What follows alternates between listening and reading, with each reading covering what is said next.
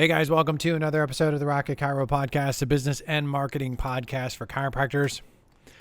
This is the fourth podcast in our series for brand new chiropractors and chiropractors who are struggling. Just some things to think about in terms of being a chiropractor, running a business, dealing with patients, all of the stuff that probably never crossed your mind when you were in chiropractic college, or if it did, it sort of briefly did. My goal for this podcast series is just to provide a resource where I introduce these thoughts into your brain, help you understand things that you need to think about. Now, ultimately, how you practically solve these problems and how you practically go about doing these things could look very different for your practice than it does for other people, but that's not really the point. The point is to get the wheels turning so that you start thinking about some things that are going to be really critical for your success and get you heading in the right direction. Now, before we jump into this one, we're going to talk about patients and dealing with patients, just a few things. I'll boil it down to just two things that I think are most important categories in terms of dealing with patients. Before I do that, I just want to say, if you want some additional help, check out my Next Step program at rocketchiro.com. If you want a better chiropractic website, check out the Rocket Chiropractic websites. You'll be glad that you did. Be glad to help you there if we can.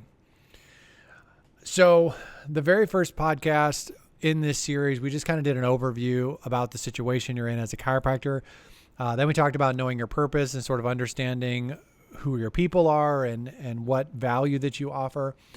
Next, we talked about just some basic business ideas, understanding the structure of your business, sort of understanding your leadership role as a small business owner. Now we're going to talk about patients. And I'm going to tell you, when I talk to docs, the way that I boil this down, there's two categories that are going to be really, really important. The first category is going to be onboarding, and the second category is going to be follow-up. And those two things are foundational when it comes to the relationship between you and your patients. And I will tell you that retention, like real retention, because some chiropractors, I would say a lot of chiropractors use like a patient visit average as a retention metric. And I would just argue that a patient visit average tells you how many visits your patients average. It doesn't really talk about retention because retention is a time element. Now, I time metric, time number, whatever. If you remove time from it and we just talk about visit numbers, theoretically, you could have a lot of visits over a very short period of time. You don't have really good retention, but you do have a high visit number. Now, on the flip side of it, if somebody only came in once a year, once every 6 months, it may take that patient might be a patient of yours for 10 years, but you may have a really low PVA because they just don't come in that much. So I think that what we should focus on if we're talking about retention and talking about patients and that sort of thing, the goal should be to establish and maintain the doctor-patient relationship for as long as possible. Like that should be the goal. As long as you're able to help, as long as you're able to provide value, and as long as that person is in your kind of realm of your sphere of influence in your local area, whatever, you want to keep that relationship. Like that's what real retention is. So let's talk about onboarding. Some things that you need to take into consideration is first contact. First contact, and what I mean by this is you need to have a method of the madness. There needs to be a structure. There needs to be a plan. You need to have thought about this. First contact could be your website, phone, text. It could be external contacts, like what is the communication that you're having with someone when you meet them at a health fair, when you meet them at a BNI meeting, when you meet them at a chamber event, or if you just meet somebody on the street that finds out you're a chiropractor and says that they're looking for a chiropractor. What do those interactions look like? Now, this sort of brings us back to the second podcast when I said it's really important that you understand who your people are and what value that you offer to them, because that changes how you communicate with people. It sort of gets you to the bottom line much quicker. And one of the things, especially with external events, when people are finding out you're a chiropractor and they want to ask you a bunch of questions and whatever, one of the things that could be part of your plan or part of your thought process, and this was mine as I got later in practice, one of the things in the back of my head was, I need to find out if this person is serious about getting help. And my objective for this conversation is to get the person in the office. And so I would be very straightforward with people when they start asking me questions. I would say, hey, let me ask you a question. Are you just asking questions because you're looking for some tips, or are you looking to schedule an appointment, get some help, and actually, go through, recommendations and get some actual help? And if they're just like, oh, I'm just looking for tips, at least I know. Like, I'm not going to, be not understand what's going on. But if the person was genuinely interested in getting help and scheduling an appointment and like that was what they're interested in, I would immediately be like, hey, let's talk about how to get that first appointment scheduled.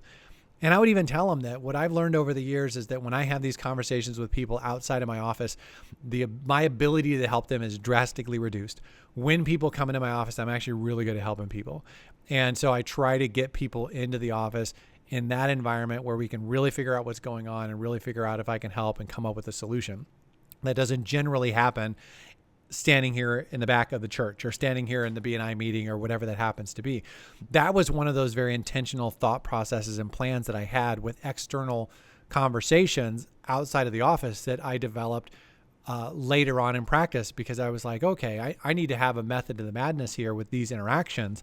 That was part of the thing. Yours might look very different, but the reality is these first contact experiences, like when someone goes to your website, how do they contact you? What do they see? What is the message that you're projecting? Are you communicating value? Are you walking them through the process of going from non-patient to patient and doing it very well? I would say most chiropractors, when they do their own website, and I would even say most chiropractic website companies, do not do a very good job of that. So it's something you need to take into consideration. First visit. How are you getting patient information? What does the consultation look like? What does the exam look like? Are you going to do treatment on the first day? Are you going to do adjustment? Are you not? Are you waiting until the next day? Some people do like a 2-day thing or whatever. What is your process? There needs to be a plan. There needs to be a method to the madness. You could change it later. You want to hear some really good news? The new patients you get this month don't know what you did with the new patients last month. So if you ask different questions or do a different exam or recommend different stuff, nobody knows. It's just you. So if you're figuring some of this stuff out, it's perfectly fine. You don't feel bad about it. Once again, I said this already in the other podcast, you don't have to get it right from the start, but you do have to have a plan. There needs to be a method to the madness. And it could be as simple as, for me during the consultation, I always wanted to know, why are you here? What's a win? What are you hoping to achieve from your time here? How can I help you? Because I want them to define sort of the parameters of what we're doing here. They're going to give me the bullseye to shoot for. And then the last question I would always ask everyone is, how long do you think that's going to take? And I wasn't trying to be manipulative. I just wanted to know what their brain was. If they were thinking it was going to be really quick and it wasn't, I just wanted to address that right away. If they thought they were never going to get better, but I thought that they possibly could, I want to address that right away.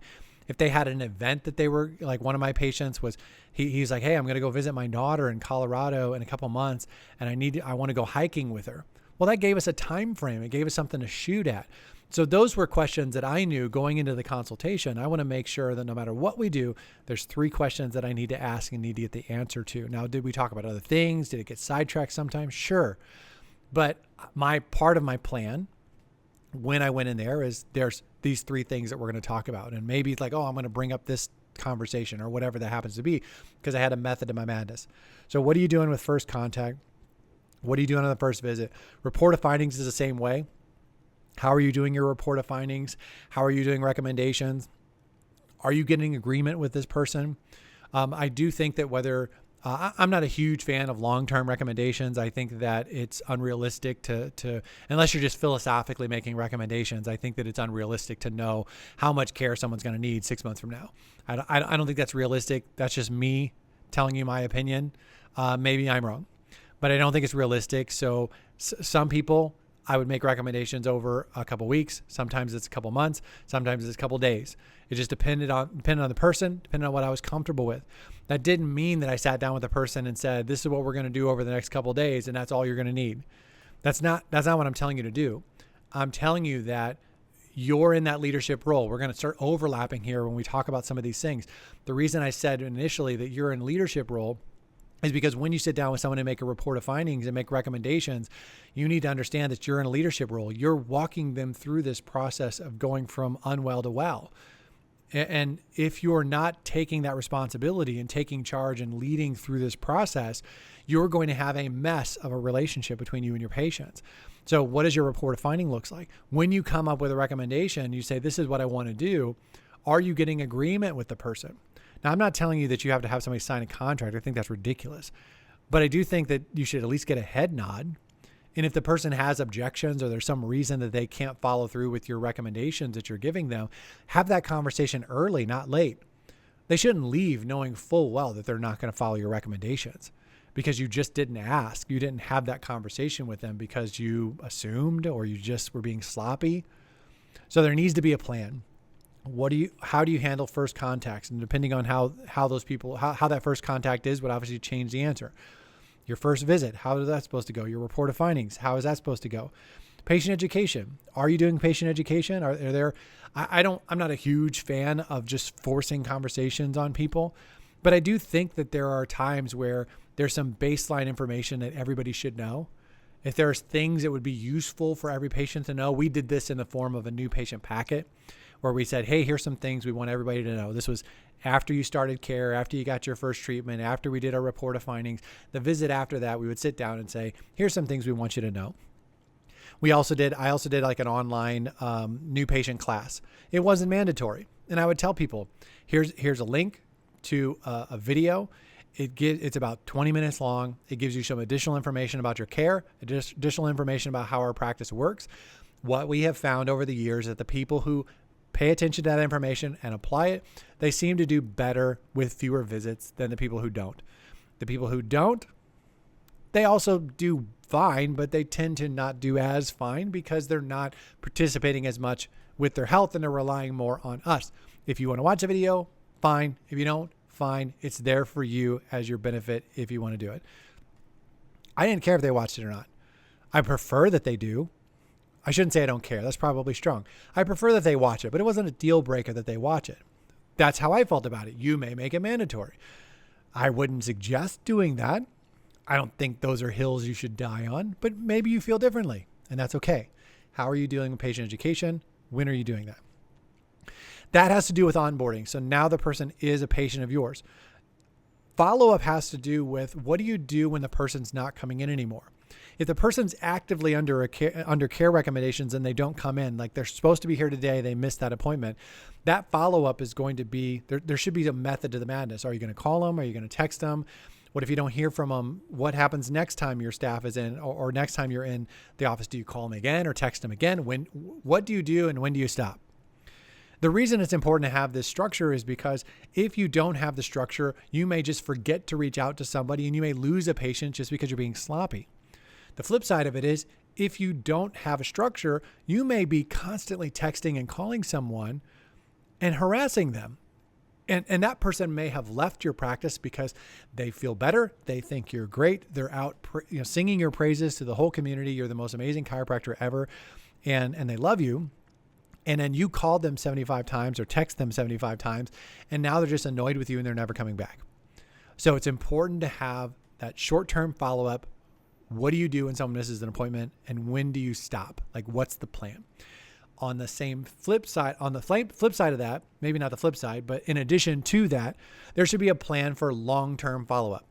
If you haven't heard from someone and they stop coming in for whatever reason and you haven't heard from them in 3 months, are you going to text them or call them, check in?